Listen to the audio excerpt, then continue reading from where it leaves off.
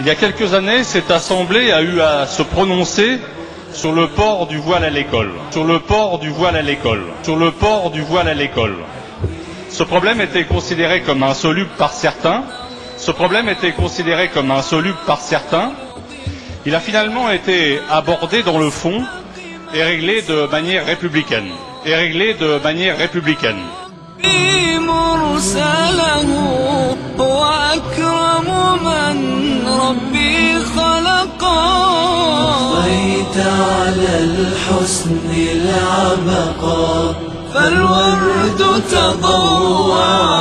Monsieur le député, pouvez-vous nous dire ce que représente selon vous le port de la burqa aujourd'hui ?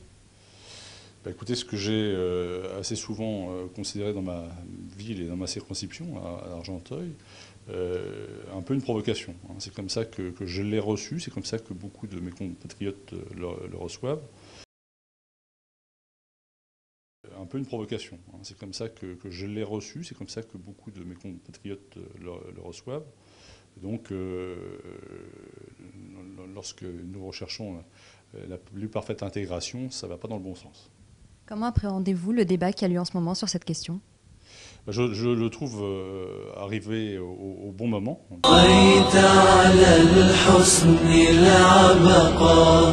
Vous avez été vous-même confronté à des cas de femmes qui arrivaient voilées, qui portaient la burqa dans votre...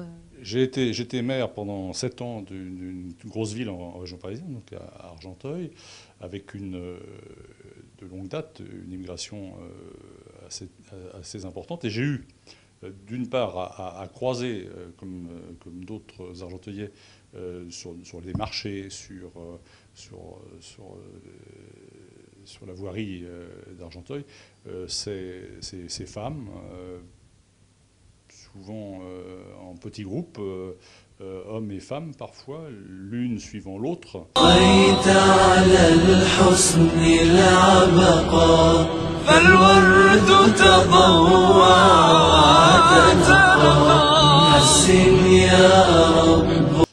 Mais aussi j'ai eu à constituer des dossiers de naturalisation, puisque le préfet du Val d'Oise me donnait pouvoir de transmettre les papiers des nouveaux Français. Et j'ai eu 3 fois une provocation de femmes qui sont arrivées avec la nouvelle nationalité française, totalement en noir, et je trouvais que ce n'était pas un bon signe d'intégration. Donc j'ai refusé ces 3 fois-là de donner les papiers. Malheureusement, je crois qu'elles ont fini par les avoir, mais je crois que là aussi, c'est pas de mon fait, l'élu a refusé, mes services ont refusé, mais il y a toujours quelqu'un en France pour une bonne âme pour céder quand même à ce type de chantage.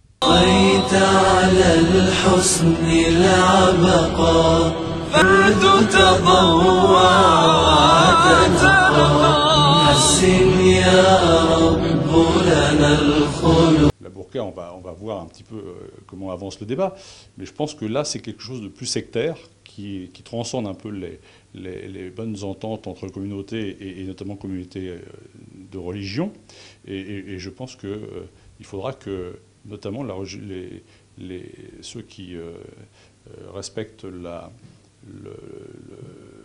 religion musulmane de longue date puissent nous aider à faire eux-mêmes la différence entre ceux qui sont véritablement intégrés et ceux qui refusent l'intégration. Donc je crois que ça passera avant tout par eux, aidés par les élus, de façon à ce qu'ils puissent avoir les mains le plus libres possible. Et je pense que ça passe surtout par le monde musulman déjà intégré.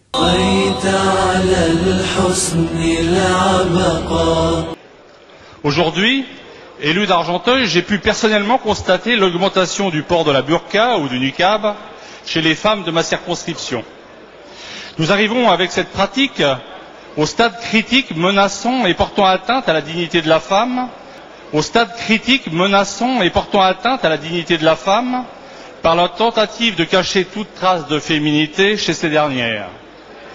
Cette pratique est non seulement une manifestation religieuse ostentatoire, mais l'on sait également qu'elle symbolise pour ces femmes l'humiliation et bien souvent la soumission intolérable relevant d'un autre âge auprès de leurs époux ou de membres de leur entourage.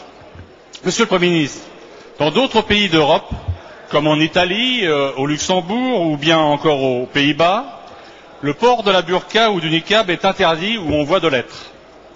Le président de l'Assemblée nationale, après l'intervention du président de la République à Versailles, il y a quelques jours, a décidé la création d'une mission d'information parlementaire formée de tous les groupes de notre Assemblée. Monsieur le Premier ministre, la France, pays des droits de l'homme, ne peut tolérer une telle pratique, ne peut tolérer une telle pratique, ne peut tolérer une telle pratique. حسن يا رب لنا الخلقا طهره فلا يحوي نزقا ورحمة أمتي